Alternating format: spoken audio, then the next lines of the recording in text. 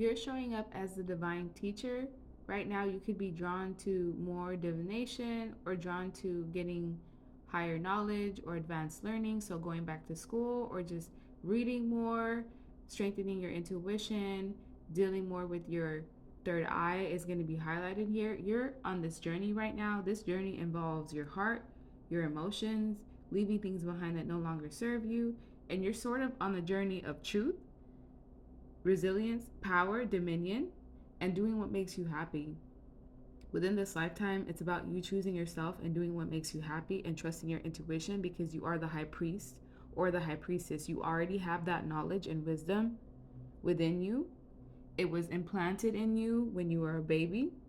And this is a power that you've had all along. I also feel like with wisdom here showing up twice, you're somebody who just has an infinite amount of knowledge, and within this lifetime it's all about you taking calculated risks and putting yourself out there more, and also feeding into your inner child, doing what you know makes your inner child happy, putting in that groundwork and trusting in the divine. Your faith is going to be tested heavily within this lifetime.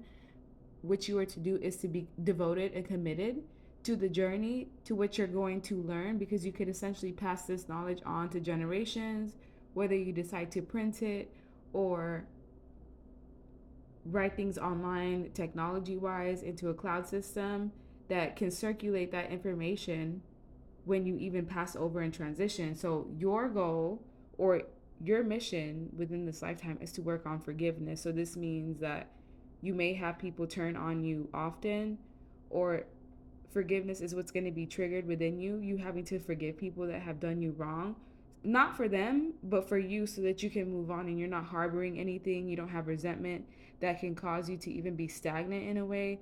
I feel like your blockages is going to be traveling in some way. Most of you, your limitations is coming from your environment and where you're at. Vibrationally wise, you surpass your environment, and what you're being called to do is travel. So a lot of you want to travel often, whether it's locally, internationally.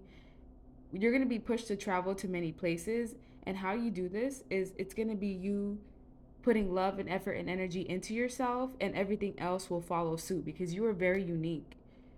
Your energy signature is very unique. All you have to do is just be your authentic self, and the path with the line. So once you try to be like someone else, or once you try to do what other things are doing to try to get the same results, it's not going to work for you because your path is made specifically for you. Another thing is you are going to be pushed to slow down, to relax, to enjoy the moment. Some of you are hard workers and you may not take time out to enjoy the fruits of your labor. So that's something that you'll have to work on, as well as balancing work and play. And also know that you're the energy of peace. So you diffuse a lot of situations where the environment is tense. That's most likely why you're placed into those cities that you're placed in, because those are very hostile environments that are most likely getting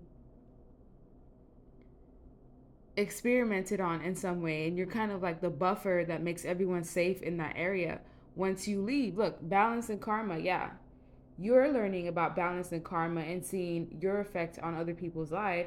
And you can also see that situations that you're brought into, you almost like restore the energy, especially when there's been a ton of injustice. Someone tries to do it to you, it backfires and it changes the dynamic for everyone else right afterwards. What you're being pushed to do is to release and surrender, to purge, not to grab on tightly onto anything, and know that you're being pushed to be more open.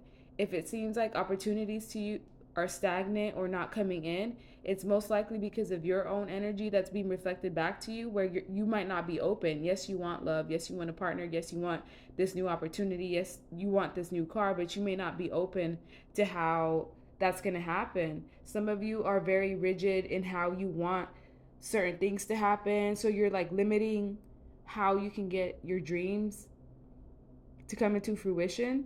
And please don't let the fears overtake